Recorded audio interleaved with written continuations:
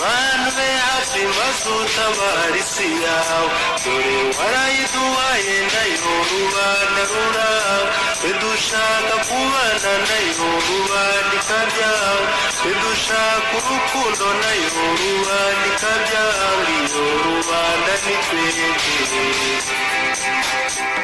tabara abatuye isi Mana oya ntibakakubeshye birabananiye Mana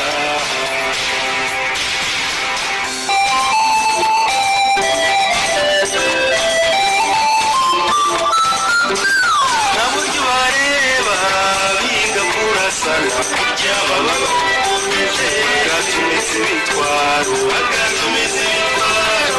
barinda umwanzi bakica ibibondo bakica abagabo bagasenya amajyambere bagasahura rubanda kandi umunsi rero w'ejo kuwa gatatu hiriwe inkuru zivuga ko RDF UPDF bigaruriye iyo centre ya Nyanzare kandi byari byo ahangaha Nyanzare bivugwa ko ariho umuntu bita Sultani Makenga ariho yakuriye ariko hakaba haranahoze ibirindiro by'uwitwa Rurankunda uyu nguyu wahejejwe i Kigali wafashweho ingwate akaba yarahejejwe i Kigali Rurankunda nkunda abatwari Nyanzare kuba harabereye imirwano bikarangira UPDF RDF ari ihagumye ntacyo bihindura ku ntambara barimo barwana ni nkuko n'ubu bakiri mu kigo cya Rumangabo baribunagana n'ahandi hose bari indatwa rero n'intore n'abambari bazo bishimiye insinzi barabyina reka sinakubwira bashimishwa n'ubwicanyi RDF UPDF barimo gukorera abakongomani mu gihugu cyabo cya Kongo ni ibintu bibabaje jye mpora nibaza ariko noneho reka no kwibaza ahubwo mbaze intore mbaze n'abambari bazo nabo barukurikira izindi bazo niba bajya batekereza ko igihe icyo ari cyo cyose bashobora swat kuryozwa ubwicanyi n'ubujura RDF UPDF bakoze nubwo bakomeje gukorera muri Kongo ndetse no mu karere kose by'umwihariko swat ikibuga cy'imirwano kigacuramira ku butaka nabo ubwabo batuyeho hanyuma nabo bakagerwaho n'ibyo barimo barikorera abakongomani ibyo bintu bajya babitekereza simbizi kuko babaye babitekereza ntibakabaye bakora ibyo bakora simpamya ko babitekereza rero Kagame nagaguta n'agatsiko k'abicanyi babo abicanyi n'abajura babo ndetse n'agatsiko k'amabandi yitwaje intwaro niko Evode yanabise sinzi niba bajya batekereza cyangwa niba bazi ko igihe hari imfizi y'ishyo rya Ndabateze imfizi y'ishyo ry'inka za Ndabateze ni igihe hari umugabo witwa Ndabateze wari ufite ishyo ry'inka imfizi yazo ni igihe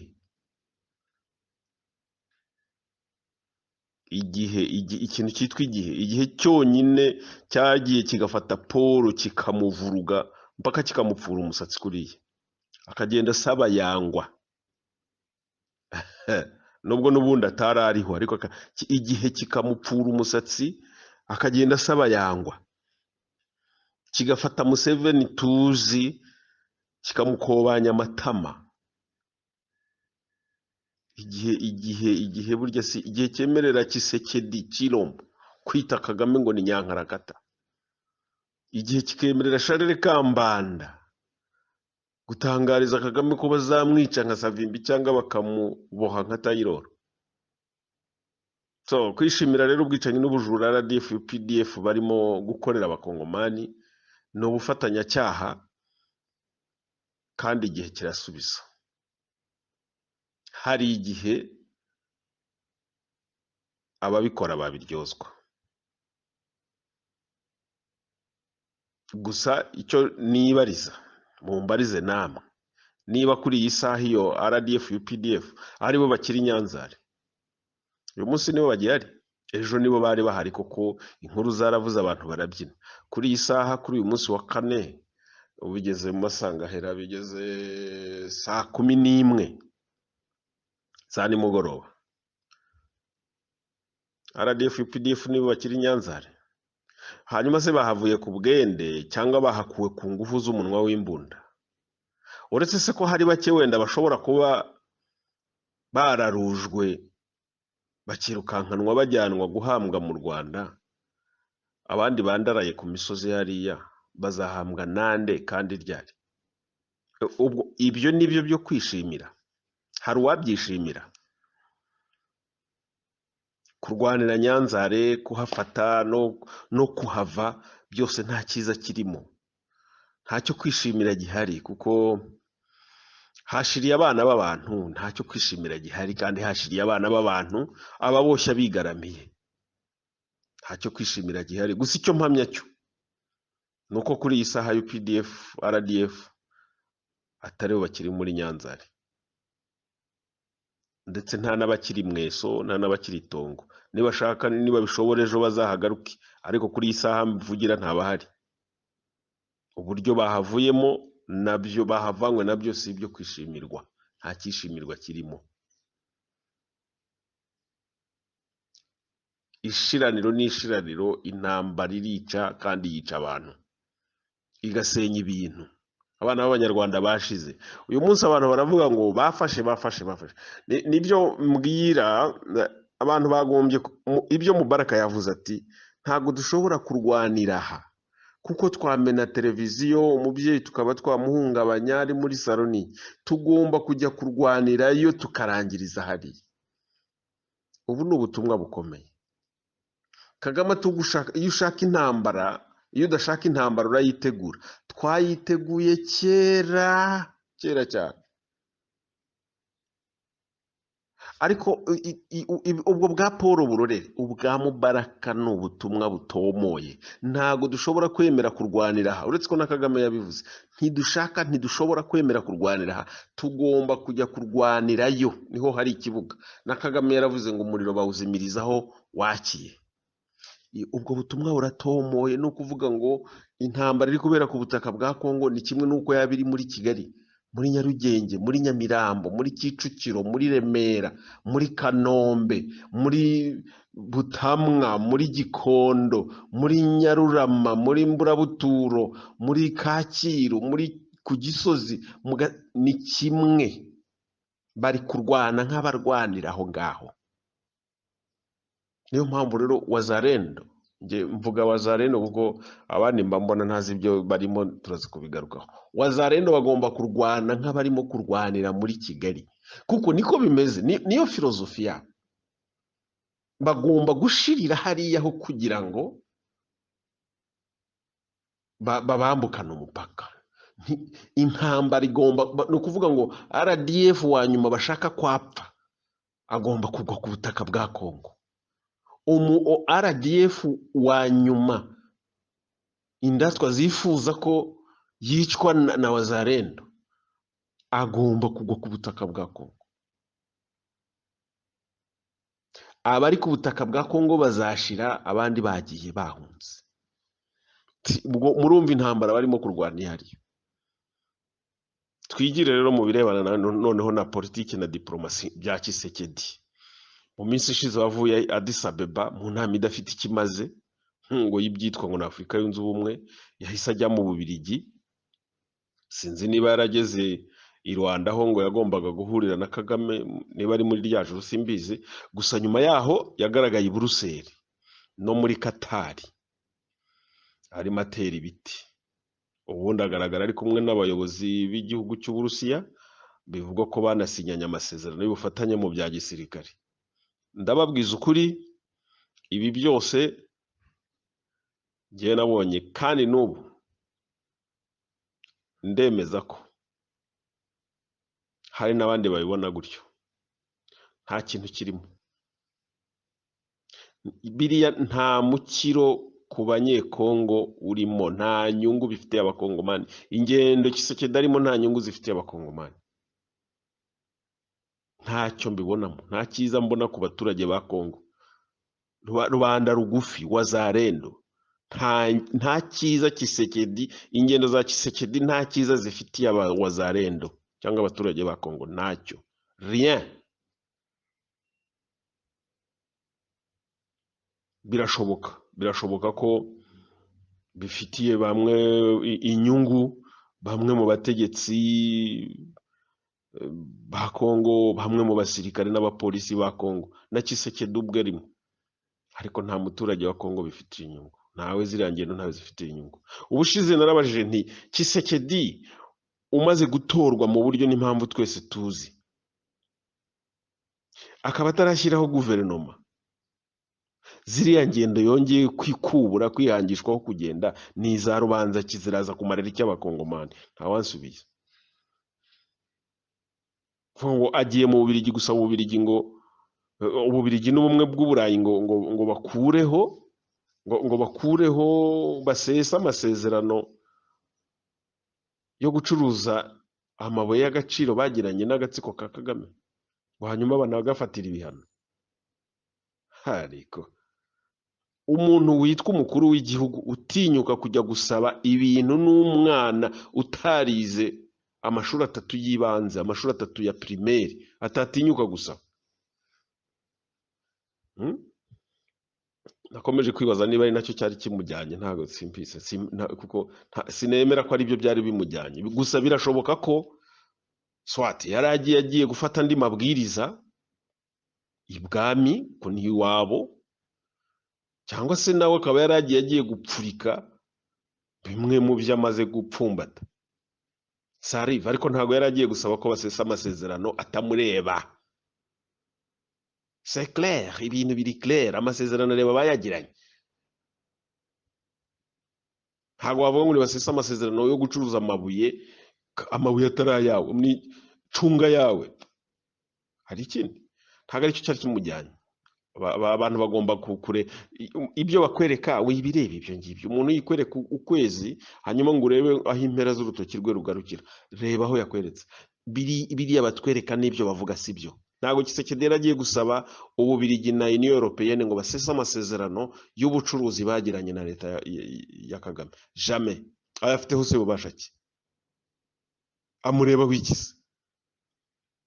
Ntacunga imipaka ye, umuntu uri mu ntambara n'u Rwanda akaba atarafunga imipaka, hanyuma akajya gusaba ngo nibasese amasezerano bagiranye ngo y'ubucuruzi bagiranye. Nafunga imipaka hanyuma arebe ko ayo mabuye azambuka. None se imipaka ko ifunguye amabuye areka kwambuka? Nafunga imipaka kwanza amabuye yo kwambuka. None se ubundi ni bande bayambutse? Saba Kongomani. So ntago ari cyo rero cyari kimujyanye. Abantu ntibakajya ngo babeshye abandi, nta mpamvu. Politiki ya Tshisekedi yararangiye. Ingendo arimo ntacyo zimariye wazarendo. Jamais. N'ubu ndabisubiramo ko abakoroni badashobora gusesa ariya amasezerano bagiranye n'agatsiko ka Kagame, ndetse nta n'ibihano bashobora kugafatira. Ntibibaho, kiranazira ahubwo. Ejo bundi numvise kuri Le Figaro avuga ngo abakoroni bashaka kumugiraho igitambo, ariko nabwo ni ukubeshya. We iminsi iramwijyaniye, iramugerereye, iramwogoshe, yibeshyera abakoroni. Baracyamukunda, baracyamukomeyeho, nta n'uwo bamusimbuza uhari. N'ubu yarabuze, nawe ubwe ntawe afite yateguye wamusimbura. N'abakoroni barabona ko nta wundi wakora nkawe, barabibona. Ntago rero benda kumugiraho igitambo, ni imitwe. Bareke kutubeshya. Hari rero abashimye Tshisekedi ndetse baramwongeza cyane ngo yagiye muri Katari, bashimishwa no kuba bamubonanye na bariya barabu. Nibyo rwose ni byiza, ariko baravuga ngo buriya ngo yasibiye Paul Mayira ngo kuko ngo amwe mu mabuye yibaga muri Kongo ngo yagurishaga hariya muri Katari. Nibyo niko bimeze, niko yabikoraga, ariko n'ubu nta kibihindura. Niyo mpamvu urugendo muri Katari ntacyo rwunguye abakongomani, ntacyo byunguye wazarendo.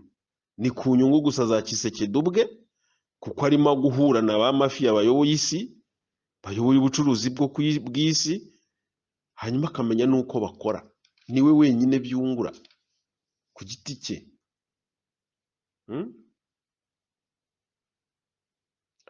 Abarabu mubona Tshisekedi yagiye kureba, yagiye kubareba, agiye kubabwira ibibazo by'abakongomani. Koko niko mwibeshya, niko mubitekereza. Tshisekedi yagiye mu barabu kubwira abarabu ibibazo by'abakongomani. Kagame se ajya kureba bariya abarabu agiye kubabwira ibibazo by'abanyarwanda, cyangwa agenda agiye kubabwira ibibazo by'amabuye afite? na Tshisekedi nuko ntago yagiye kubabwira ibibazo by'abakongomani, yagiye kubabwira ibibazo by'amabuye azajya abaha. Abarabu badafitiye impuhwe se bariya abavandimwe babo bo muri Gaza, ingabo za Israel zirimo zica nk'ibisimba abarabu badafitiye impuhwe bene wabo bariya bazigirira abaturage ba Kongo. RDF na UPDF barimo bica,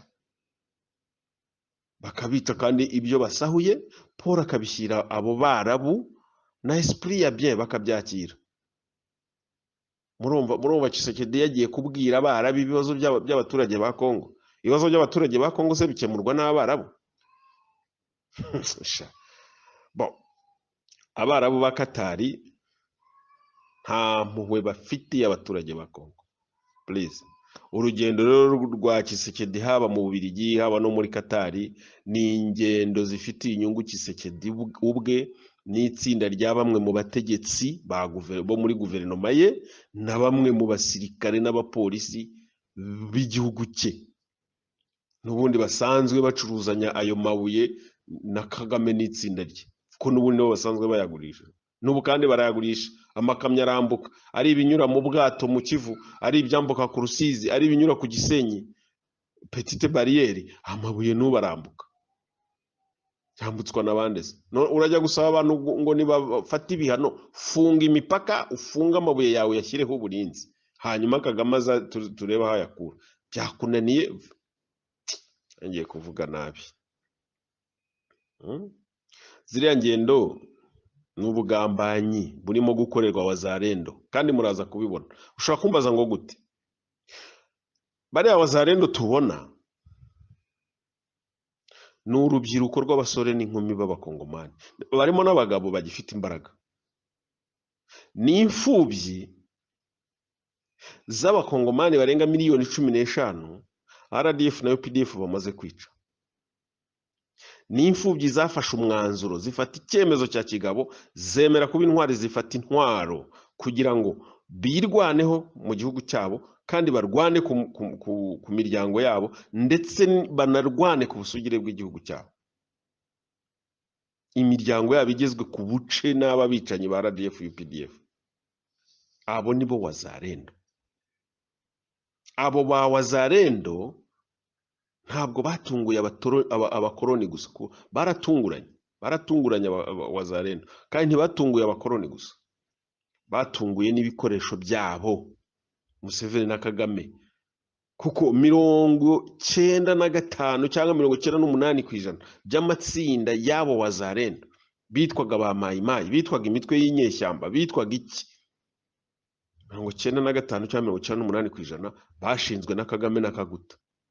Nibo babahaga imyitozo, nibo babahaga ibikoresho, nibo babahaga amabwiriza, ni nabo baboshyaga guhora bahanganye n'ingabo za Kongo kugira ngo nyine bahore bateza akavuyo. Nabo rero baratunguwe,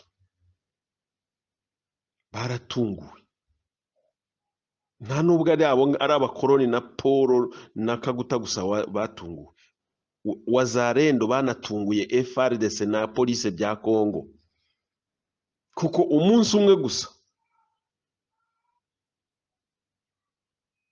hafi ya bose bwakeye batangaza ko nta kibazo bafitanye na FARDC na leta ya Kinshasa, bari bamaze imyaka n'imyaka bahanganye, ko ahubwo noneho biyemeje kurwana ku busugire bw'igihugu cyabo cya Kongo cyatewe n'u Rwanda na Uganda.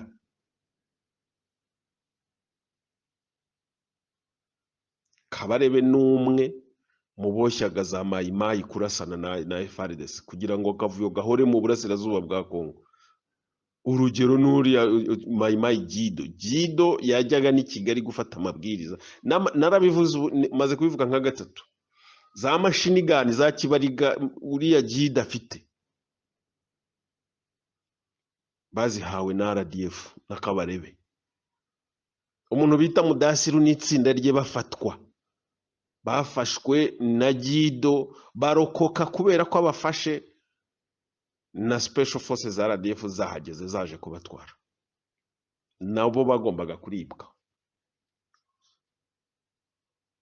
Abo rero abo bose batunguwe no kumva ijoro rimwe wazarendo bavuga ati no ntacyo tugipfa na FRDC, ntacyo tugipfa na leta y'iwacu ya Kinshasa, dufitanye ikibazo n'u Rwanda rwaduteye.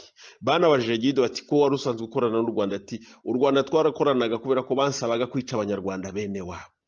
Ubu rero ntabyo kwica abanyarwanda bene wabo ntabahari, ngomba noneho kwica abanyarwanda bateye igihugu cyanjye, nibo ngomba kurwana nabo. Yarabyivugiye. Wazarendo barabizi neza kandi bahora banabitangaza ko batewe na RDF na UPDF. Ariko kugeza n'uyu munsi yaba ari Kisekedi, kwanza Kisekedi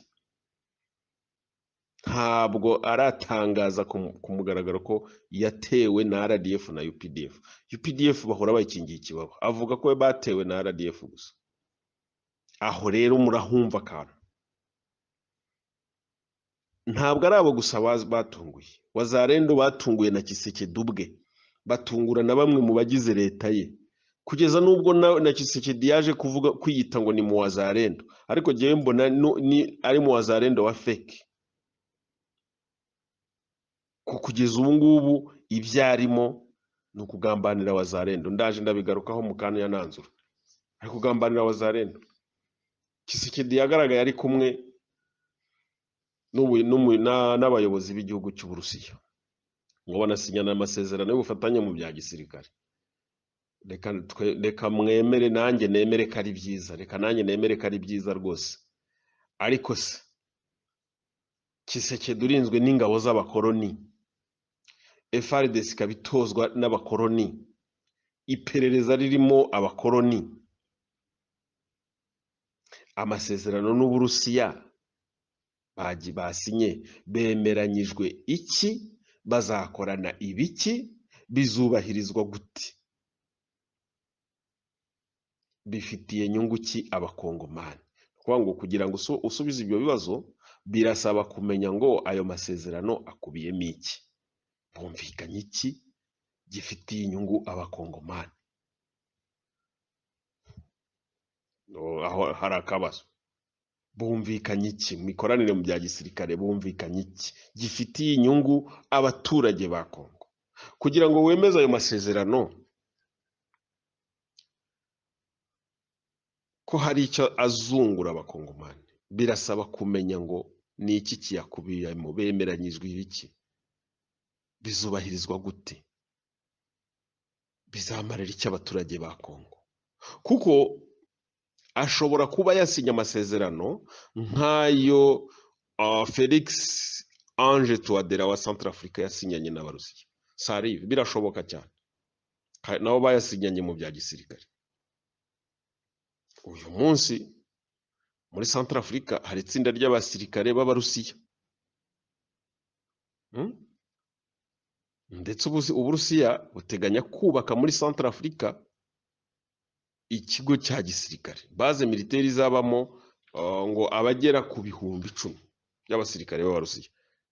Ikigo kizubakwa muri Centrafrique, ariko n'uyu munsi bariyo abasirikare b'Uburusiya bagera muri Centrafrique, bagiye bahasanga ingabo za Loni ziri mu cyitwa ngo ni MINUSCA. Hakabayo n'amatsinda abiri ya RDF, rimwe riba muri icyo cyiciro cya MINUSCA, abandi bakaba bariyo ku mibanire cyangwa se amasano bihuza Kagame na Touadera. Mu mibanire myiza ibahuza nishingiye ku gaciro, nishingiye ku mabuye y'agaciro ya Centrafrique, naho mu birebana n'amasano abahuza ashingiye ku kuba Touadera ari umukwe cyangwa se ari muramu wa Kagame cyangwa se ari byose ntawamenya, hashingiye kuri wa musirikare kazi ubu yabaye kapitene, yari liyetona, ubu yabaye kapitene, witwa Gwizimpundu Scovia, batumye kujya kurinda First Lady wa Centrafrique, akamucunga akamucaginga n'umugabo akamubyaraho umwana yibereye mu mujyi wa Kigali, ameze neza, mu karere ka Gasabo, ameze neza cyane. Urumva rero Abarusiya bagiye muri muri Centre Africa, basanga izo ngabo z'abakoloni ziri muri MINUSCA, basangayo n'itsinda rya RDF, bose bari kumwe ku butaka bwa Centre Africa kugeza n'uyu munsi. Ariko abitwa Baraka na Sereka nabo ntaho bagiye. Uyu munsi umuturage wa Centre Africa ntacyo byamwunguye kuba abo basirikare bose bahari, kuba MINUSCA ihari, hakaba Abarusiya, hakaba na RDF mu byiciro bibiri, ntacyo byabariye umuturage wa Centre Africa, nta na kimwe. Ukomeje kunguka ni abakoloni n'ingabo zabo birumvikana, ukomeje kunguka ni itsinda rya RDF na Kagame ku bw'amabuye ya Centre Africa bose bakomeza kwiba. Abandi bahungukira birumvikana ni Abarusiya bitewe n'amasezerano n'ibikubiye mu masezerano bagiranye bijyanye n'ibyo bakora. Ayo masezerano rero Ange Touadera ashobora kuba yaragiranye n'Uburusiya, ashobora kuba ari coupe kore n'ay'Uburusiya na Tshisekedi yagiye gusinyana n'Uburusiya. Ni ikibazo gikomeye cyane, no kugira ngo hakubiyemo iki gifitiye abakongomani akamaro. Abaturage ba Centre Africa bafite nyungu ki, bungutse iki ku masezerano y'ubufatanye mu bya gisirikare Ange Felix Touadera yagiranye n'Uburusiya? Ntacyo. Ara no kwitonda rero n'abakongomani bitabuko. Uko Felix Antoine Tshisekedi Chilombo Faci Beto Moindre Scaramouche yenda kugirana na Repubulika ya Demokarasi ya Kongo, ngayo amasezerano nkayo. Nyuma rero y'ibi ngibi byose turimo tubona n'ibyo twumva, nigarukire ku byo kugambanira Wazalendo. Nyuma y'ibi tubona, nyuma y'ibi byo twumva, aho intambara igeze, hari ibindi tutabona, hari n'ibyo tutumva. Ariko iyo witegereje neza, wowe ukitonda, ukiha umwanya, ukategereza, ukumva, ukareba neza, ukitegereza n'ijisho ryawe rya gatatu, uhita ubona ko hari ibyo nyine batatwereka, hari ibyo batatubwira, ugahita ubona ko niba nta gikozwe, Wazalendo bashobora kuza guhura n'ibibazo. Ibibazo bimeze gute? Wazalendo bashobora kugerekwaho ubwicanyi bwakozwe n'ubukomeje gukorwa na RDF na UPDF, bagashyirwa mu mitwe y'iterabwoba igomba gusenywa, guseswa, kandi bari bashyizwe mu itegeko. Ariko ibintu Tshisekedi arimo, ça n'arrange pas les Congolais, jamais. Bashobora gushyirwa mu mitwe y'iterabwoba igomba guseswa, abayobozi babo tukaza kumva batangiye gufatirwa ibihano, ndetse Tshisekedi agategekwa kubafata no kubafunga cyangwa kubohereza irahe. Dushobora kubibona kuko nicyo kintu bihishe. Niba nta gikozwe, Wazalendo baraza kwitwa interahamwe, bahigwe nk'uko abahutu bo mu Rwanda bahizwe. Niko biri bugende. Ntabwo ndi umuhanuzi, nta nubwo nerekwa, ariko ibi ngibi mvuga, ushatse ushishoje nawe wabibona, kandi turaza kubibona. Niba nta gikozwe, turaza kubibona. Kugira ngo ubibone, huza Wazalendo n'imvugo za Guterres. Uribuka ibyo yavuzeho ko nta bantu badashobotse bashobora kuzateza imvururu zishingiye ku moko. Ni ukuvuga ngo azi amoko ya Wazalendo, azi amoko y'abakongomani, azi n'uburyo bazateza imvururu zishingiye ku moko. Icyo kintu yarakivuze. None uzihuze n'imvugo za Charles Kambanda ko Wazalendo bafata abagore ku ngufu, Wazalendo uzihuze n'iza Museveni n'iz'umuhungu we Muhozi, ndetse uzihuze n'iz'agatsiko ka Kagame n'indatwa ze, n'amatangazo n'ibirego bamaze iminsi barega bandika. Wazalendo bafite ikibazo. Wazalendo bafite ikibazo, basabwa kurikanura, basabwa kuba strong. Ni imfubyi zarokotse muri miliyoni 15 z'abakongomani zishwe na Kagame na Kaguta ku mabwiriza y'abakoloni. Ubwami bw'ubwabo bugari bw'Abongereza n'abambari babo b'Abanyaburayi bw'Uburengerazuba, Abafaransa n'Abanyamerika. Wazalendo rero kuba baratunguranye bakamera kuri bakagera ku rwego nka ruriya, ntabwo ari abo kwihanganirwa.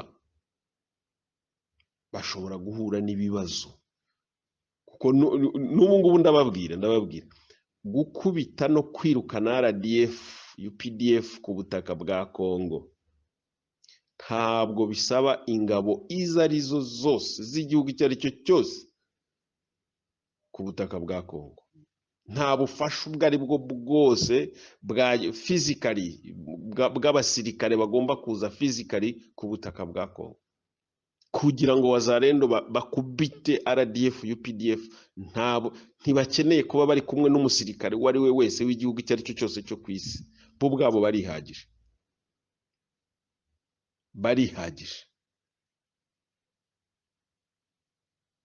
Ntago bisaba ko Tshisekedi na FARDC bagomba kuba basinya amasezerano y'ubufatanye n'Ababiligi n'Abafaransa n'Abanyakenya n'Abanyamerika bazanye ngo za Kiwota basinye no. Ntago MONUSCO bisaba kuba iri hariya ye n'iza SADC n'izisaba kuba ziri hariya, si ngombwa. Wazalendo barihagije, ubwabo bonyine barihagije kandi barabyiyemeje baranabishoboye. Iri sufi gusa ko Tshisekedi ava mu byarimo akicara hasi akabaha uburenganzira, go ahead ku ntambara. Hari uwigeze kumubwira ati mpiyo ntambara yimpe, birahagije kugira ngo avuge ati go ahead, abahe go ahead ku ntambara.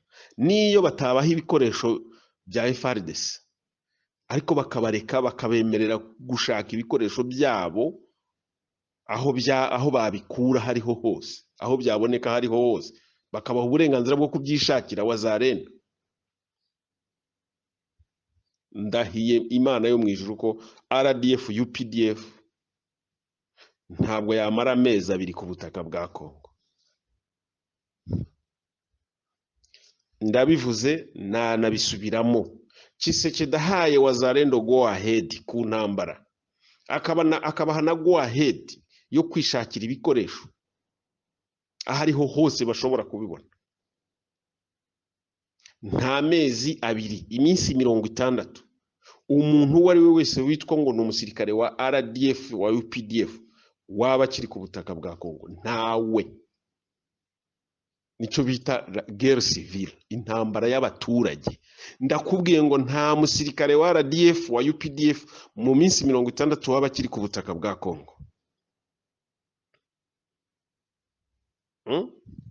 Uyu munsi RDF UPDF bari ku butaka bwa Kongo en faveur ya Tshisekedi na FARDC. Nibo batumye RDF UPDF bakiri ku butaka bwa Kongo. Bahora babeshya ngo FARDC ngirimo abagambanyi, irimo ibyitso mwisho. Hari n'abazaza bakarengana bazira gusa inzangano zishingiye ku mashyari, amatiku n'inyungu z'ubucuruzi bw'amabuye y'agaciro n'ubundi bamwe bakibereyemo. Hari abazabirenganiramo da. Wazalendo barahagije. Nose baraterwa na RDF UPDF bakarwana umuhenereza amasaha 3 nta rutavaho, amasaha 3-5, ibikoresho bikabashirana kuko bo aho bagenda babitwara ku mutwe. Nta modoka bagira, babitwara ku mutwe, ibikoresho bikabashirana, bakabura ibindi, bagasaba ubufasha bakabubura, bikaba ngombwa ko noneho bati ibirindiro byabo RDF UPDF bakabijyamo, bakabura ubutabazi. FARDC ifite amajipe hariya birirwa barya amaposteri, bafite amajipe, bafite amakamyo, bafite za autoblende, bafite za blende, bakagira za kajugujugu, bakagira sukoyi, bakagira za drone, ibikoresho bishobora gutanga ubutabazi n'ibikoresho mu minota itarenze 10 aho ariho hose ku butaka bwa Kongo. Wazarendo bakarwanya amasaha 3, ibikoresho bikabashirana, bagasaba ibindi bakabibura, bikaba ngombwa ko batibirindiro. Tshisekedi nango yagiye gusaba ngo ko abakoroni ngo basesa amasezerano ngo y'amabuye y'agaciro adashaka kurinda,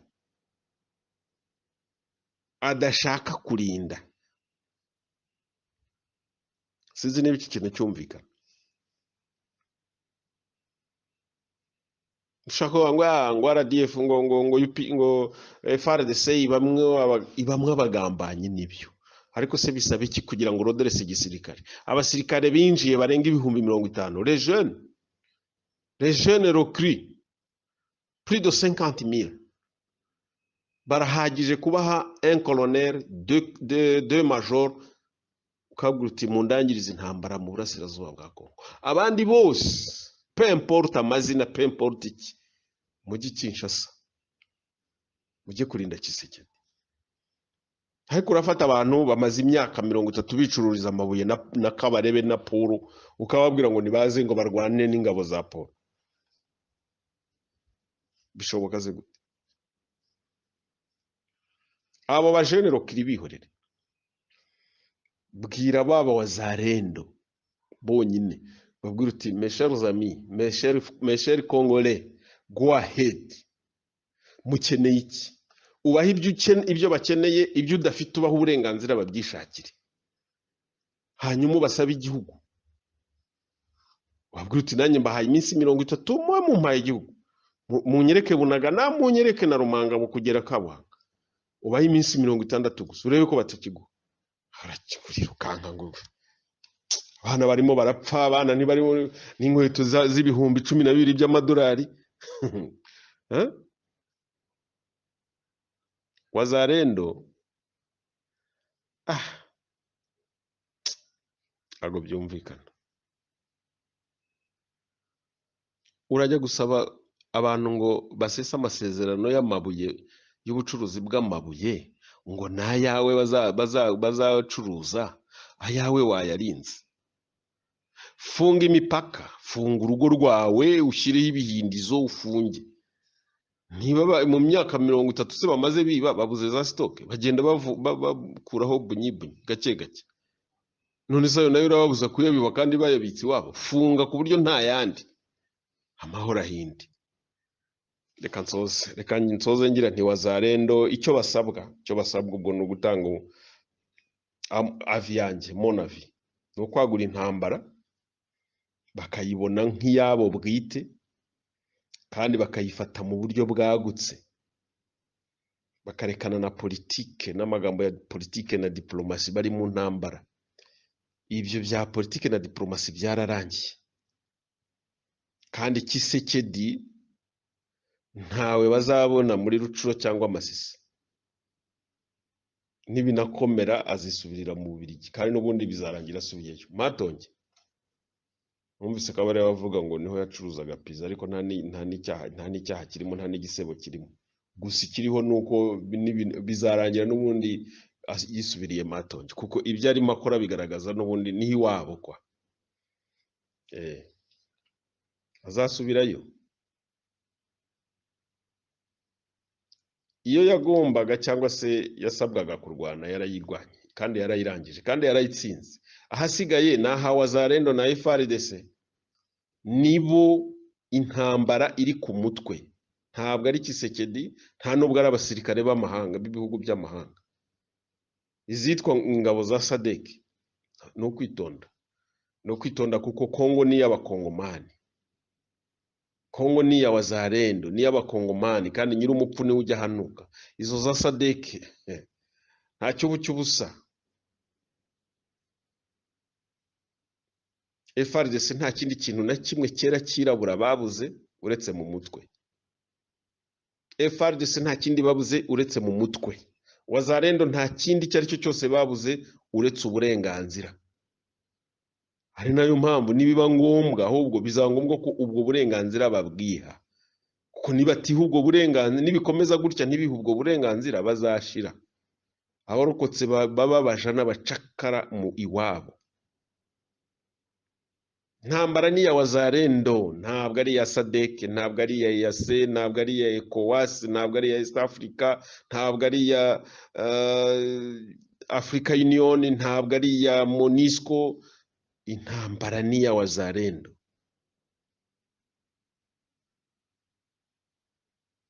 Niko bimeze. Abarundi nabo bari muri Kongo ntacyo nabavugaho, kuko dumwe bo bazi aho niyo mbare n'itsinda rye aho baherereye n'ibyo barimo, barabizi. Abanyarwanda nabo rero bashaka impinduka, icyo basabwa kandi bagomba no kwitondera no gucungira hafi abantu bashaka gusigasira ibyagezweho, abantu bafite politiki yo gusigasira ibyagezweho, abantu bitwaje imbabazi, abantu bashaka amabwiriza y'abakoloni. Nimubone batavuga cyangwa ngo mujyeho ntacyo bari gukora, nimwibeshye ko bicaye. Ntago bicaye, bari muri ya systeme y'icyugu. Cyugu nicyo cyurira ikunzu cyangwa igiti kigatera intambwe kikajegeza, cyakumva nta gikoma kikongera kigatibika, kikongera kikajegeza, gutyo. N'abo bantu rero bo mu neza ya bose, abo ba think tank, nabo bari gukina politike yo kujegeza nk'ibyugu. Nabo guhozaho ijisho, nabo gucungira hafi. Ntago bacecetse, ntago bicaye, baracunga bagatigisa nk'ibyugu. Intambara igeze ahakomeye, kandi ahakomeye niho ibigiye kurangira. RDF na UPDF bari ku butaka bwa Kongo, ariko intambara barwana mentalite zabo barumva ko bari kurwanira muri Kigali, barumva ko bari kurwanira muri Kampala. Ntabwo rero Wazalendo bari bwumve ko nta mbabazi zirimo, nibumve ko bari kurwanira muri Kigali, nabo nibumve ko bari kurwanira muri Kampala, babyumve batyo, bisendingemo icyo kintu, bumve ko nibareke gukinishwa, nibareke kwemera gukinishwa cyangwa gukinirwaho politike. Abantu babita ibyo bashaka, babita interahamwe, babite ngo bazakora, ngo bazateza imitekano muke y'ivangura bwoko, bazafata abagore ku ngufu. Abantu bari kurwana ku butaka bwabo, bari kurwana ku busugire bw'igihugu cyabo, ngo bazafata bashiki babo ku ngufu, bazafata ba mama babo ku ngufu. Tshisekedi politike ye ntahisubikira, igeze yarakoze mama, ariko ibintu byo gushaka gukina ngo nshire umuriro miremire biryoshye, afata abakoroni agafata mu Barusiya, uraza gufata he? Uri gukinira ku bakongomani bagiye kuhashirira, bigiye kumera nka za Centrafrica. Mesa kamwe, myaka 5 ni myinshi, urashaka gucishamo igihugu mo kabiri cyangwa igipande gitange, kuko kugeza n'uyu munsi ntago ndumva impamvu Sukhoi na drone bitarasabunagana. Cyo bitarasabunagana ntago ari muri Kongo, habuze iki ngo birasebunagana? Indege ishobora guhagarara Igoma ikarasa Kigali, cyangwa iyo ntwari ishobora guhagarara Igoma ikarasa Kigali, yananiwe guhagarara Igoma ngo irase Rumangabo cyangwa irase Bunagana. Imikino ya politike. Reka mbashimire, mbifuriza ibyo nanjye nifuza, mbifurize guhaha mukaronka, naho ubutaha Imana nibishaka murakarama.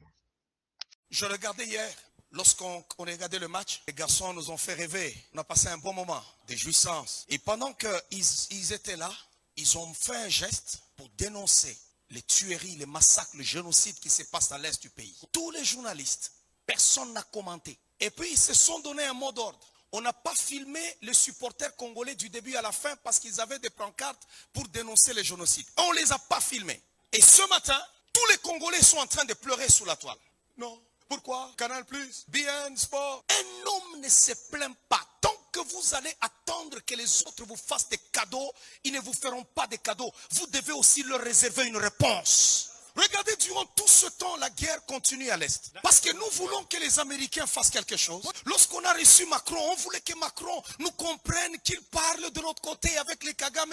Nous devons comprendre que nous sommes seuls contre tous si nous voulons nous en sortir. Les Américains que vous voyez là, c'est des voyous. Nous devons être là nous-mêmes. En tant que Congolais, on inscrit aussi les États-Unis comme étant un pays voyou. Comment on peut tuer 15 millions de morts? Et nous courons toujours derrière ces gens-là. Nous devons prendre des décisions qui pourront aussi les mettre mal à l'aise. Parce que ce pays est à nous. Ils ne vont pas nous déplacer. Ils ne nous déplaceront jamais. Le Niger a chassé la France. Les Français ont voulu résister. On les a chassés. Ils les ont prouvé que c'est leur pays. Nous devons chasser ces Américains, même leur ambassade, les mettre dehors notre pays. Il y a déjà, c'est la grande puissance. C'est les États-Unis. Les États-Unis n'est pas Dieu. Ils ont échoué en Somalie. Ils ont échoué en Ukraine. C'est devant nous.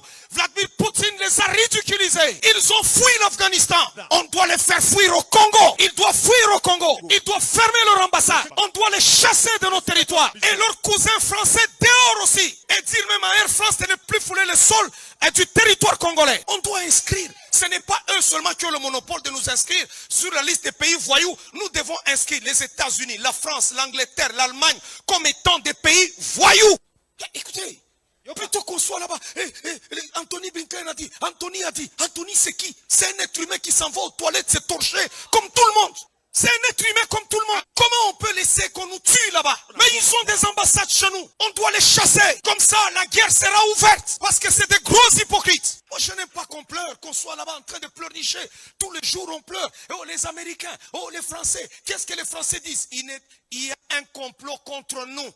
Si nous avons une Coupe d'Afrique qui se joue en Afrique et on ne sait pas parler de ce qui se passe chez nous, c'est que si tous sont contre nous, nous devons nous unir nous-mêmes et faire face à l'ennemi. Je suis désolé, il y a des gens qui me suivent qui sont aux États-Unis, ils sont partout, mais les États-Unis pour moi c'est un pays voyou. À partir d'aujourd'hui, je les considère comme étant les Français, des pays voyous. Ce ne sont pas des gens civilisés. D'ailleurs, la France, quand on y va là-bas, vous trouvez, ils ont un premier ministre qui lit comme une fille. Est-ce que c'est normal ça? Et ils veulent nous enseigner, nous qui sommes civilisés avec 15 millions de morts au Congo. Il faut que les gens qui savent organiser des marches, qu'ils organisent des marches où nous allons assiéger l'ambassade des États-Unis, l'ambassade de France, leur ambassade, et leur dire, vous allez sortir chez nous. Bien aimés, écoutez, nous avons un sol qui est riche. Qu'ils le veuillent ou pas, ils auront besoin de nous. Nous, ici, Congo, nous sommes le Congo. Il y a des gens, quand on parle comme ça, ils disent non, tout ça. Moi, je dis la vérité. Il y a des pasteurs qui vont avoir peur de dire la vérité parce qu'il a besoin d'un visa pour aller aux États-Unis. J'en ai pas besoin. Les États-Unis n'est pas le paradis. C'est des voyous. Ils ne sont pas contents du fait qu'on a élu le fils du pays. Ils veulent nous donner des étrangers. Non, notre Congo, maintenant, on ne le lâche pas.